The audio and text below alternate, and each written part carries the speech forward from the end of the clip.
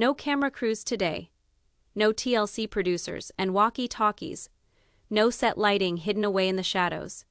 Just the gavel, the stillness, and the final breath of a family that had bled its tale across the television screens of America for more than 10 years. It was 9:04 a.m. when courthouse doors swung open and the last drama of Coyote Pass officially started. The courtroom was cold, not with air, but with energy. Thick, unspoken mist of betrayal hung between each vacant seat and each folded up legal folder. Janelle entered first, strong and unwavering, binder clutched in her hand. Her gaze never wavered. She'd been scorched too many times to worry about cameras capturing her now. Behind her came Meri, tight lipped, her steps lighter than they'd been in years, as if the weight of pretending was no longer strapped to her chest. Then Robyn, draped in a gray shawl too heavy for Arizona heat, her eyes bloodshot, lips pressed in prayer or panic, no one could tell.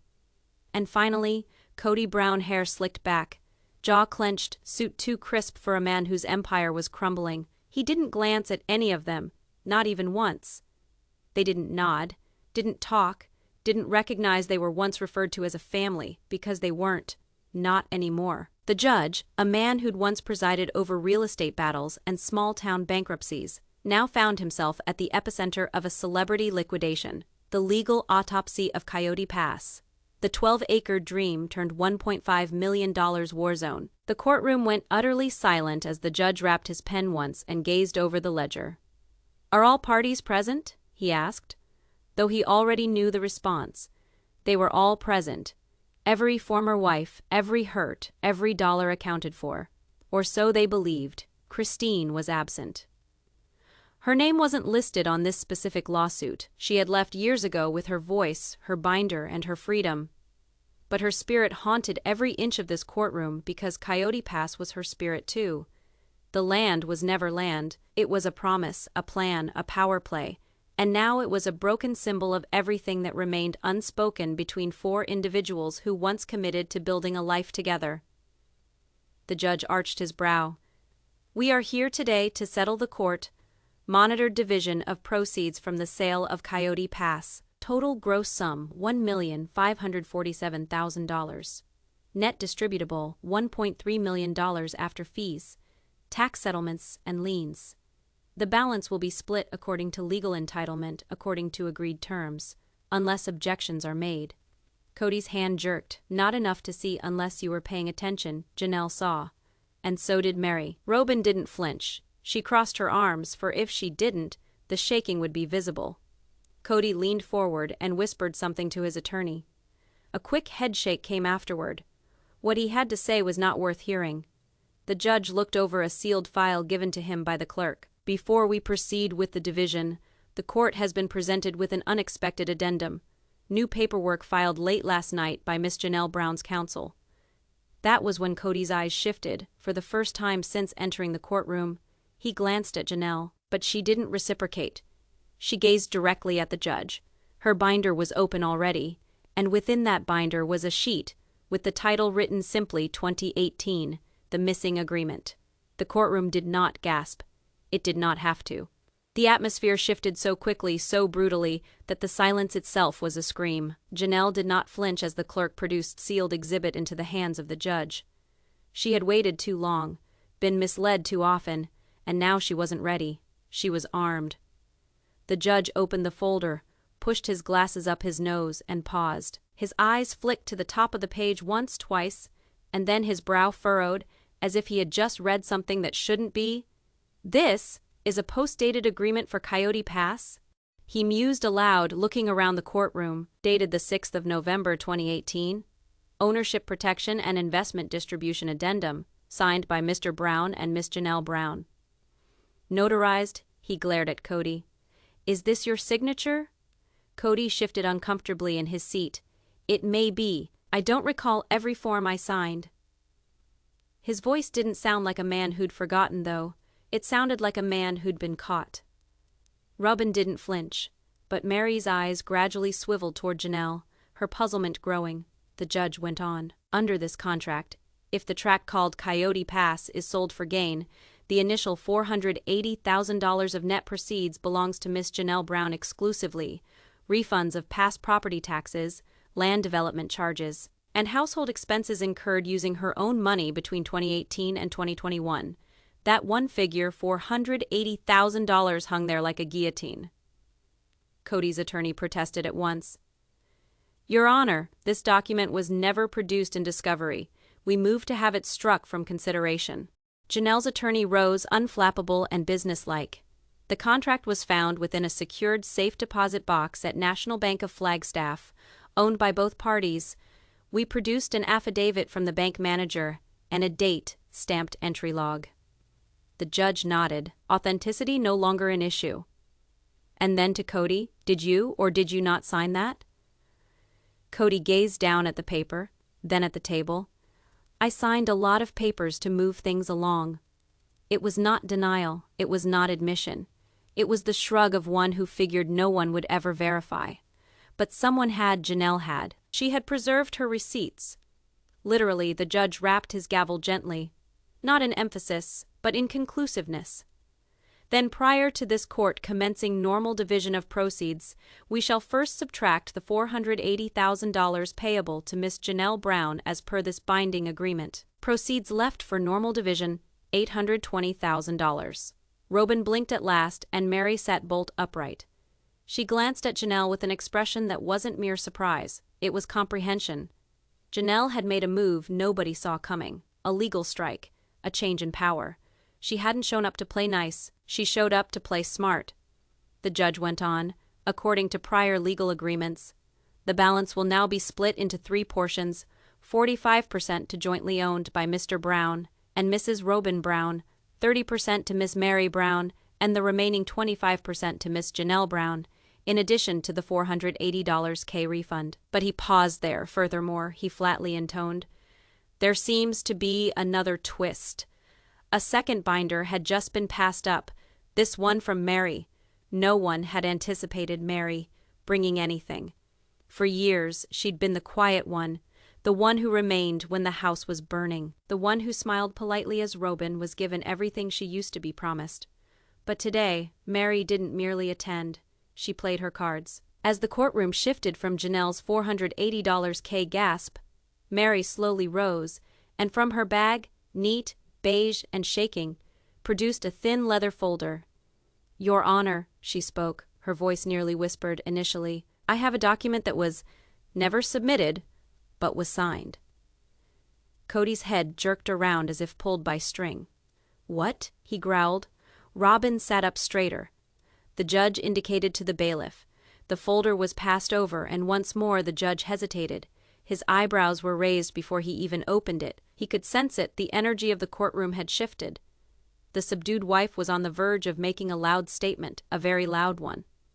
This is a declaration of equity adjustment, the judge read, dated the 3rd of July, 2020. Both Mr. Brown and Miss Meri Brown signed. He raised his eyes. In this document, Mr. Brown promises to give Miss Meri Brown a further 10% equity in whatever proceeds Coyote Pass makes in exchange for giving up her share of the Las Vegas resale in 2019. Cody interrupted at once. That was never finalized. But Meri's tone was firmer now. It was signed, notarized, and submitted to my accountant. You instructed me to keep this under wraps, to spare Robyn's stress levels. So I did. Robyn actually winced. The judge scanned the paper again. Is your signature there, Mr. Brown? Cody shifted uncomfortably. It was a discussion. It wasn't supposed to be binding. The judge replied flatly. This is binding, he continued. This document alters Meri Brown's share from 30 to 40% and reduces the Brown. Robyn's share from 45 to 35%. The math hit the room like a wave. Robyn had just lost $82,000 in real time. She gasped audibly. You said we'd work this out, she whispered to Cody. But Cody didn't look at her.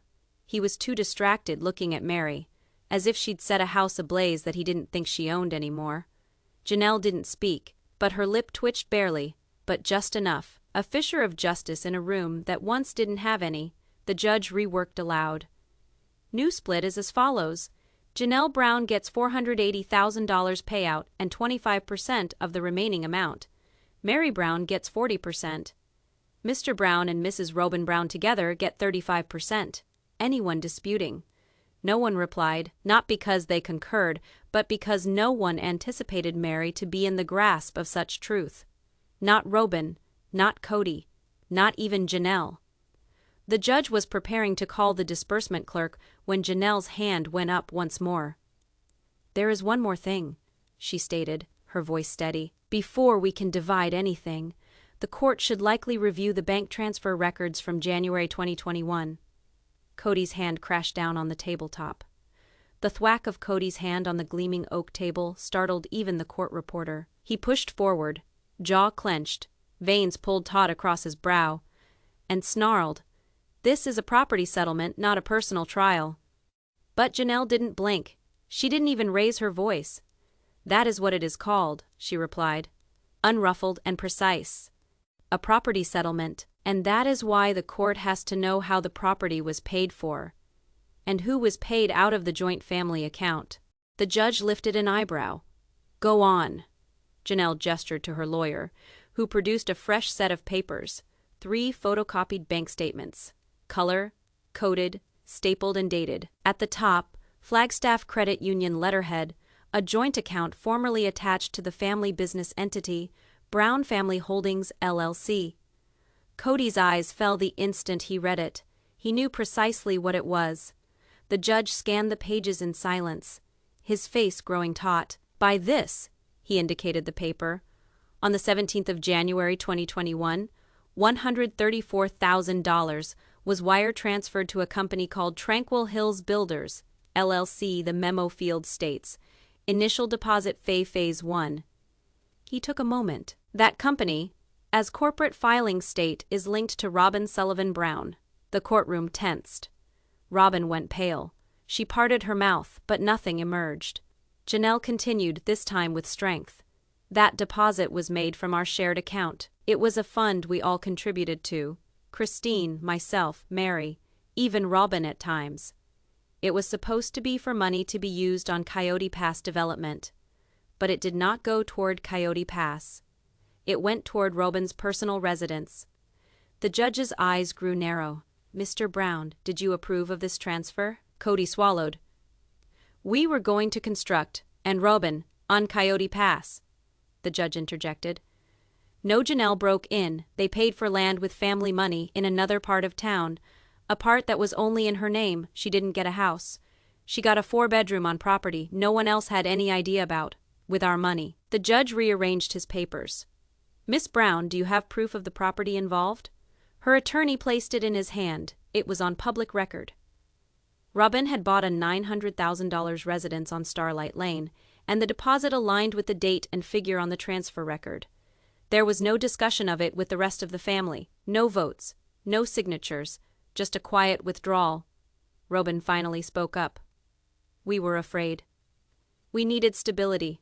You all told me you didn't want to live together anymore." But her voice cracked halfway through. "So we made a decision," Janelle interrupted sternly. "A decision you paid for out of my children's inheritance." Cody got up. "We had to move on. You were never going to construct it." Meri finally spoke up for the first time. "We did not build because we were paying your credit card debt in Vegas." The judge brought up his gavel. "Enough," he addressed his clerk. "Please note, the court will examine abuse of joint assets. Disbursement of funds is hereby suspended pending full review." Cody's jaw fell. "You can't freeze the money." "I can," the judge snapped.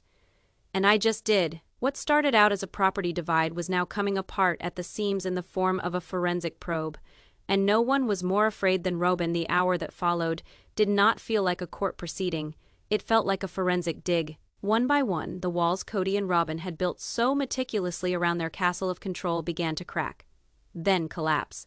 The judge adjourned for a moment, but when he returned, he had a companion. By his side was a forensic accountant appointed by the court, Miss Daniels, a reserved, conscious woman with steel, gray hair, a leather portfolio, and a voice as sharp as razor wire. "Your Honor," she said with authority, "we have done a preliminary scan of the account in question, highlighted by Miss Brown."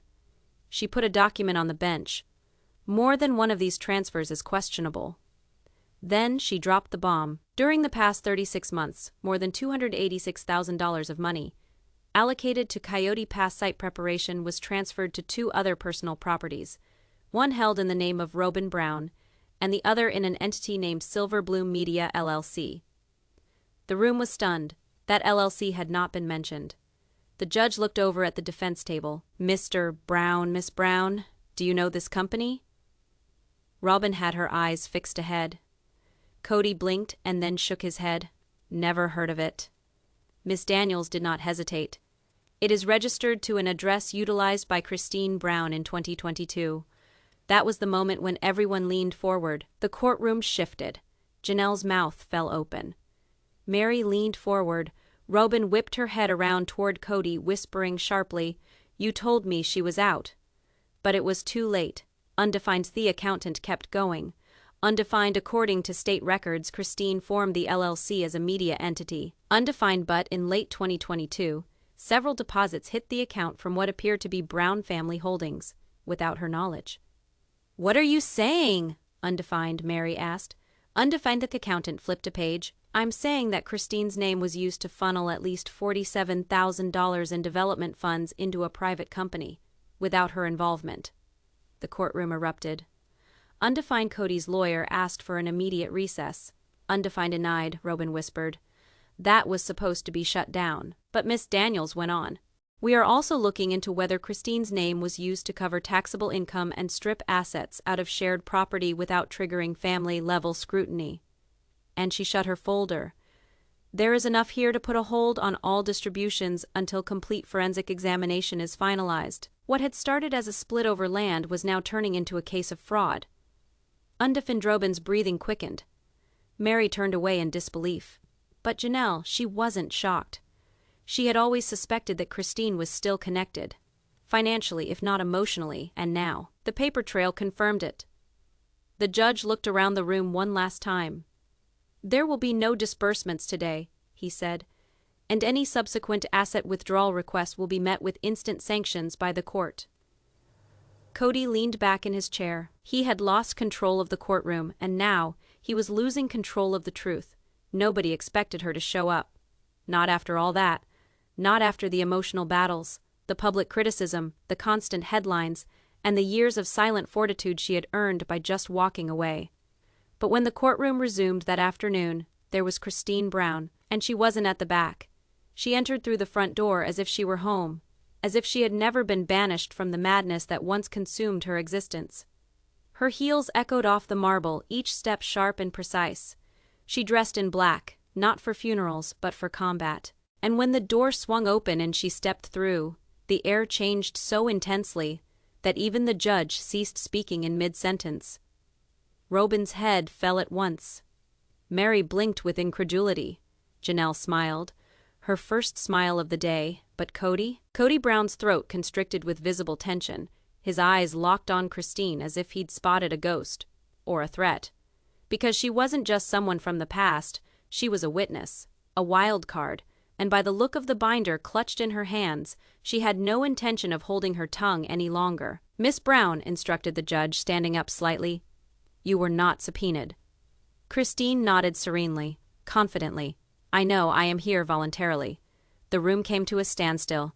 She turned to the clerk and deposited her document. "I have records related to the Silver Bloom Media LLC account just spoken about.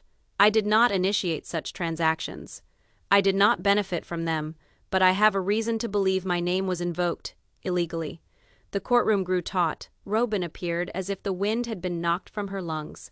Christine went on, addressing the judge directly. "And I believe I know who signed off on the transfers." She twisted in her seat and fixed Cody with a stare. The judge nodded for her to continue. Christine opened the binder and started rummaging through pages as if she'd practiced every move. "In April 2022, I filed with the state a document making myself out to be managing member of Silver Bloom Media LLC. I never filed that. I didn't even know it was there until months later, when I got a 1099 form sent to that company made out in my name." She flipped again. That 1099 was from Brown Family Holdings. But then, when I talked to Cody, objection, his attorney barked, standing up abruptly. "Hearsay." The judge waved his hand. "Overruled, Miss Brown may proceed." Christine didn't even blink. "When I asked Cody about it, he said it was a clerical error. that it was simpler to process the money through a name the banks were familiar with. My name. She waved the page in the air. He never even asked. He never obtained approval. And I never saw a cent paid, Meri muttered under her breath. She was used. Robyn's fists were now hidden in her lap, clenched. The accountant assured me of the facts. We've discovered that Christine's signature on the company records was computer cut from a 2021 insurance application. Not original, probably not authorized. The judge leaned back in his chair. Just to be clear, somebody utilized Miss Brown's identity to facilitate financial transfers related to family property funds after she'd already dissolved from the entity. Christine nodded. Right. Cody rose from his seat, a look of panic on his face. I didn't mean to mislead anyone. It was just a method to keep things neat during the break. The judge did not appear convinced. Employing the identity of a former spouse in financial reports without permission is not a clean strategy, Mr. Brown. Christine had entered unrepresented by subpoena, but now she was the courtroom's most influential voice, and for the first time throughout the whole case, it wasn't Robyn or Cody clutching the story. Christine didn't sit when she completed her address. She stood with the quiet of someone who had endured hell and returned with the evidence. The courtroom didn't budge either, stunned by what she had just disclosed. An LLC that didn't exist, forged names, and a web of financial falsity that had wielded her name like a shield. The judge appeared to have just swallowed ice. Miss Brown, he said cautiously, are you saying Mr. Brown made financial decisions behind your back while you were legally separated? Christine agreed. Yes, and it wasn't only Cody. Robyn was also there. They made these choices jointly. Robyn's head jerked up. That is not true, she breathed, but nobody believed her. Not now. The forensic accountant leaned into the microphone once more. There is another party I have to introduce to the court. A private consultant was utilized, name withheld in the bank records, because of client confidentiality, but after a subpoena, we were able to confirm. His name was Trent Morrison, a financial planner who works with asset protection and restructuring of family trusts.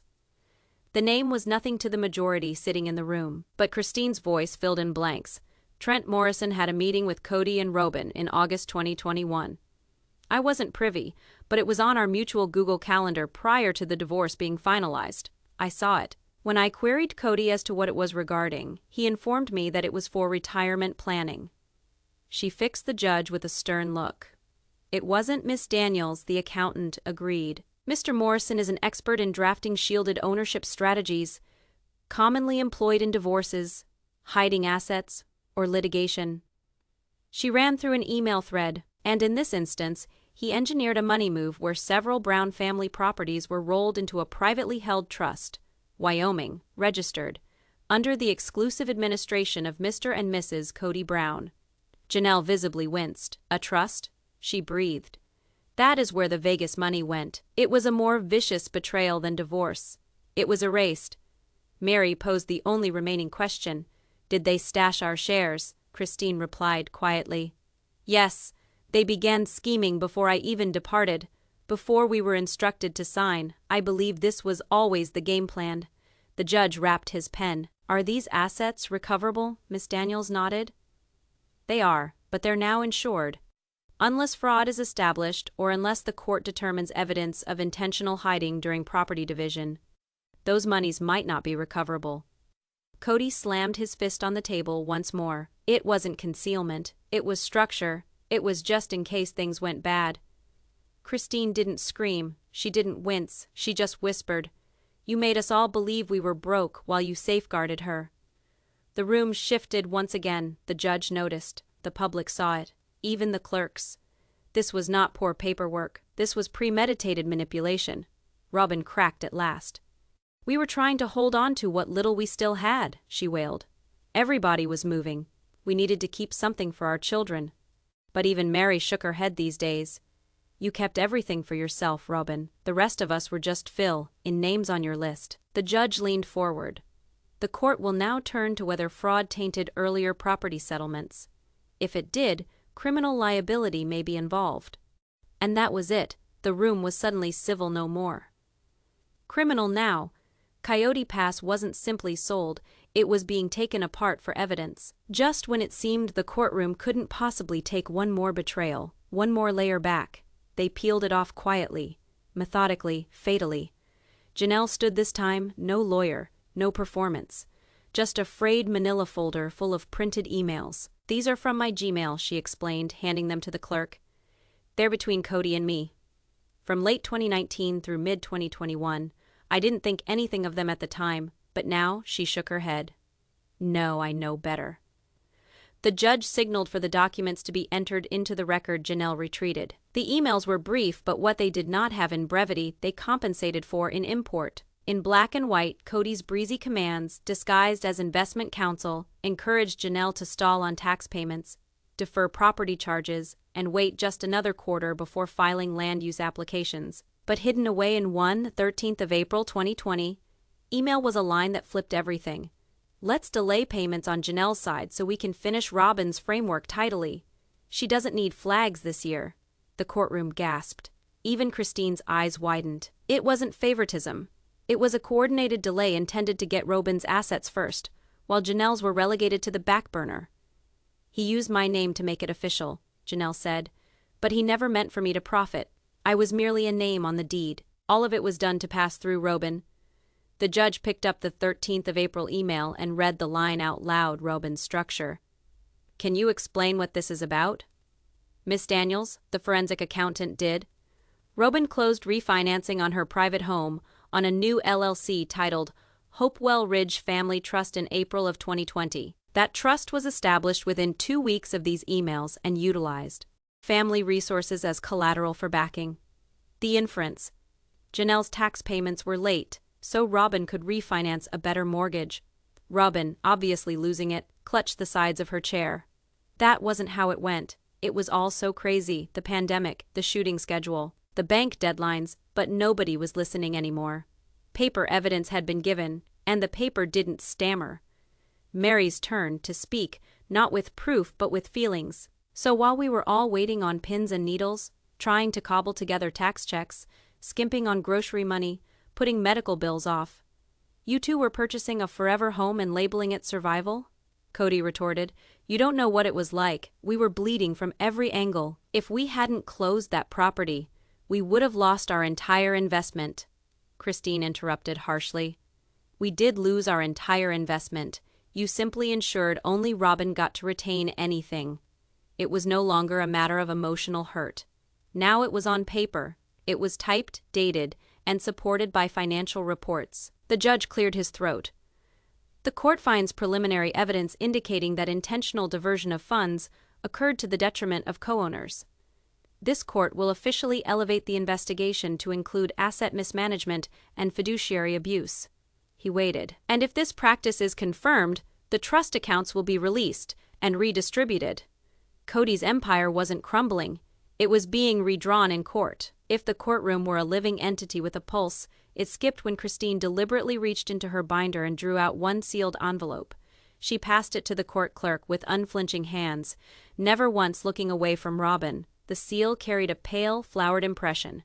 Delicate, distinctly feminine, and instantly recognizable to Robyn, who took a physical step backward when she saw it.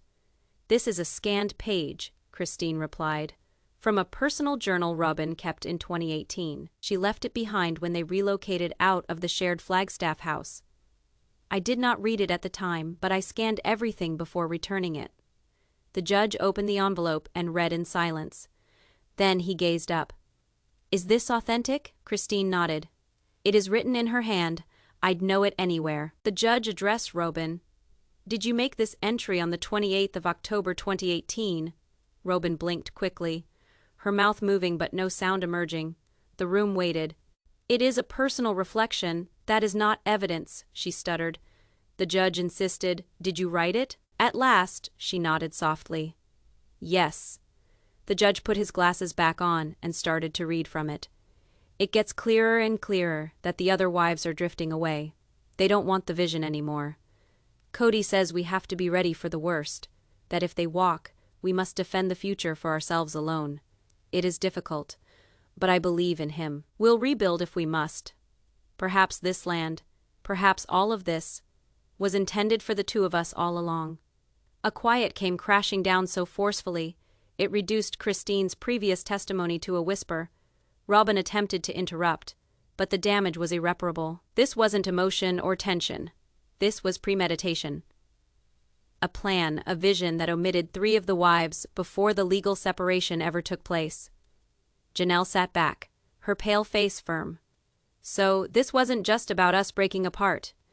It was all about you, two planning our departures before we even got the chance to make a decision. Meri nodded, silent tears welling up in her eyes.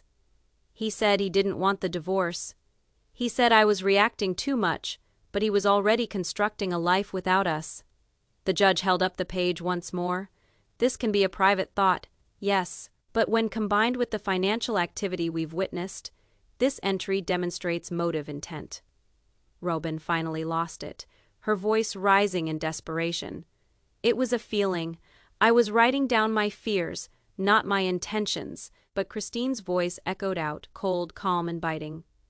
Then why did the withdrawals begin 3 weeks later? Miss Daniels agreed with the timing, correct. The initial suspicious transaction from the Common Brown Holdings account happened on the 14th of November 2018, moving $63,000 to an escrow account linked to Hopewell Ridge Trust, the same one Robyn is currently staying in. The journal was no longer a memory, it was the missing piece of the puzzle, motive and execution. The judge's face grew stern. This case now has the heaviness of coordinated marital asset isolation. The journal is to be inserted into evidence as contextual. Cody was chalk, white.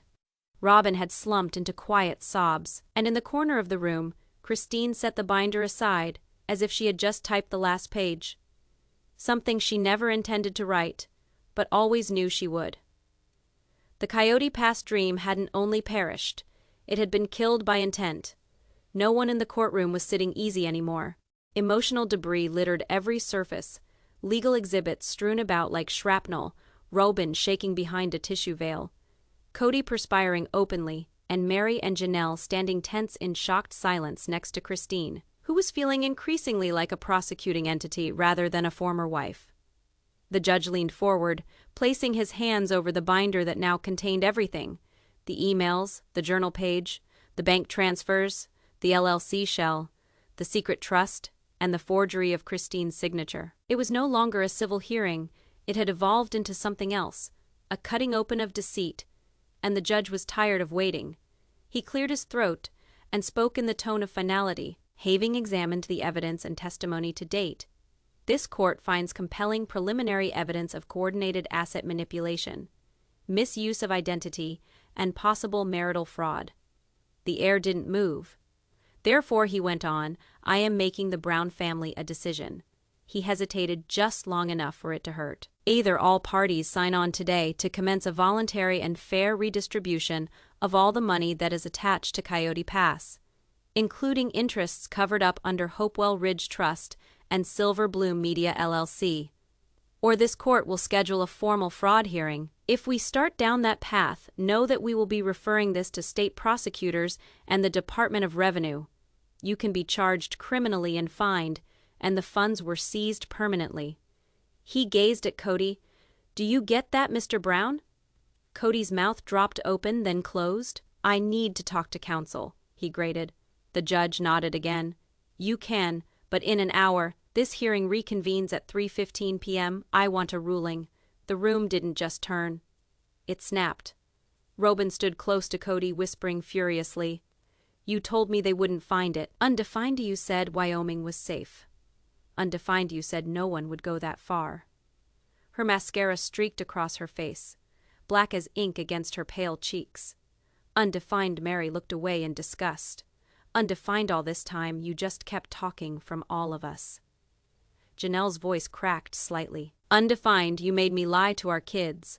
Undefined told me to delay taxes, skip forms, hold off on refinancing. You didn't tell me it was to construct Robyn's future. You told me it was to save the family. Christine, unflinching, uttered only one word. Undefined, you can't rebuild a future on the ashes of a lie. And then, in that exact moment, the gavel came down. Undefined, recess for 1 hour, the judge said curtly. Undefined, make your decision. But the tension was not alleviated. Cody stood, stalking, as if he had run out of doors to find a way out. His lawyer was talking urgently in his ear. Robyn cried silently. And at the far side of the courtroom, Meri spoke to Christine and Janelle softly. If he pleads out, he goes home. If he goes to trial, he goes down. Christine's answer was hard and soft. He always had a choice. Now he just has a clock. 1 hour, 1 opportunity, or the whole Brown family legacy would be brought into criminal court, bared, destroyed, and recalled not for faith or for unity, but for treason, stealing, and the empire Cody attempted to keep secret. When the trial resumed, the atmosphere was knife. Then you could sense the pressure of the hour that had elapsed bearing down on all of them, as if the ceiling itself would creak under strain. Cody entered first, no longer swaggering, no longer angry, just empty, like a man who had finally seen that the illusion was broken, and the mirror had turned to face him now.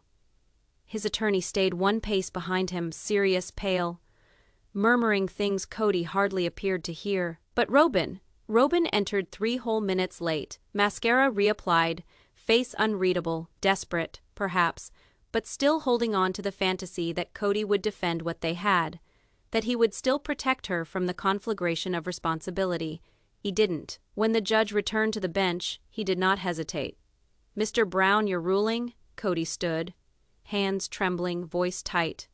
"Your Honor, after consulting counsel and after considering the evidence." He swallowed hard, not meeting Robyn's eyes. "I accept the court's suggested division of assets, including those which are covered under Hopewell Ridge and Silver Bloom." The room gasped. Robyn's face crumpled in front of him. "No," she spat, "standing up, Cody, you swore." But he didn't meet her eyes. "I will willingly relinquish any claim of sole trust ownership," he went on. "And I recognize that all members of the family are to have equal rights in all property which was common," Christine whispered. He folded. Meri whispered. He yielded her. But the judge wasn't through. "And are you doing this unwillingly?" Cody shook his head. "No, sir." The judge nodded. "Then so let it be stated, the property at Coyote Pass, and any auxiliary holdings that stem from Brown family holdings, will be sold and equitably redistributed. All the assets therewith connected will be unfrozen and realigned along this new agreement." He stopped. "This includes the Flagstaff house in Robyn Brown's name." Robyn gasped once more, but Cody interrupted her this time. "It is over, Robyn." His voice cracked. "They have everything. We lied. We buried the truth, and now we pay for it." Robyn's voice dipped to a hiss. "You are weak. You threw me to the wolves. After everything." The judge slammed the gavel down once. "Sit down, Mrs. Brown." And then Christine stood. "Your Honor," she said, "I would like to make a request." The judge arched an eyebrow. "Proceed." Christine moved forward, assured, binder still clutched in her hand. "I ask that my share of the funds redistributed, whatever it is, be put directly into a trust for my kids. I don't want $1 of it. I just want to ensure they receive something genuine out of all this insincere love." Next up was Janelle. "Same, I want my share divided half and half between my children. They endured the lies. We did not." Meri, in a soft but firm voice, said, "Me too." The judge sat frozen for a second, then nodded slowly. "Request granted. This court applauds your choice." And so with that, Cody Brown, who had once been the patriarch of a plural empire built on unity, was left alone. No one's wife was beside him, no dollar of protection remaining. The empire was in dust now, divided, liquidated, handed over to the very women he took years dominating. Robyn remained quiet, her hands shaking as if even at this point she was working out an escape. But there were no escape plans anymore. The trust was broken. The assets are divided. The truth is documented, and for the very first time in her marriage, Cody wasn't lying for her. He was simply trying to survive. As the final gavel drew near, the courtroom wasn't a room of judgment. It was a graveyard. Coyote Pass, the vision of oneness and intergenerational heritage, now existed only on paper as acreage. But to the 4 women on the opposite side of the aisle from Cody, it was something else. It was truth. It was closed. And the court was prepared to deliver both. The judge came back with a stamped packet. The Last Decision. 12 pages, each one bearing the weight of years of manipulation, secrecy, loyalty, betrayal, and silent endurance. He read slowly, deliberately, allowing each line its due gravity. This court finds sufficient evidence that mismanagement of marital assets occurred. Though the court holds back from criminal prosecution on the grounds of voluntary compliance, the record will show intentional misrepresentation and fiduciary disregard on the part of Mr. and Mrs. Kody Brown. Then came the figures: Janelle Brown, $428,000 in liquidated equity, plus 1/4 of proceeds from future documentary rights of the Coyote Pass case, approx $1.1 million. Christine Brown, $411,500 in liquidated equity, plus a written exoneration from all fraudulent conduct related to Silverbloom Media. Meri Brown, $392,000, plus complete intellectual ownership of the Lizzie's Heritage Inn brand, previously partially owned by Brown Family Holdings. Robyn Brown, awarded $0. Her assets were legally considered commingled and forfeited due to her role in trust isolation. Kody Brown retains $89,000 in personal property exemptions, but no land, no family account ownership, and no trust access. The courtroom gasped. Even Christine seemed stunned. Robyn stood. "You can't do this. I have children. You're leaving me with nothing." The judge didn't flinch. "Your children have trust protections through redistribution. Your name was personally associated with cover-up strategies. You were offered a chance to testify in complete openness. You refused." Kody buried his face in his hands, shattered. "They'll never forgive me," Christine's voice rang out, icy and distinct. "You didn't protect the family. You privatized it." The courtroom slowly cleared out, but the legacy would never depart. Janelle left her head held high, already sending texts to her children with the verdict. Meri trailed after, quiet but resolute. Christine glanced back only once, just long enough to look at Kody, not with hatred, not with love, just with finality. Robyn sat by herself, the courtroom emptying out around her, still shaking, still trying to grasp the fact that she had lost the fortress she once believed unbreakable. And Kody? He remained seated well after the decision. Well, after the court workers were folding up long after the lights went out. Because the truth had at last fallen on him. He didn't lose Coyote Pass. He lost the narrative he believed he dictated. The media called it the Coyote Pass collapse. In a matter of weeks, news sources erupted with reports of the court decision. TLC issued a statement affirming they would broadcast a complete special covering the trial. Janelle and Christine declared a shared foundation for women who left financial abuse behind. Meri reopened her inn as a women's retreat. And Robyn, she vanished from view. Her Flagstaff residence hit the market in 2 months' time. As for Kody Brown, he was last spotted leaving the courthouse on his own. Not as a husband, not as a patriarch, no, even as a businessman. Undefined, just a man who believed he owned it all, undefined, until the women he miscalculated owned the truth.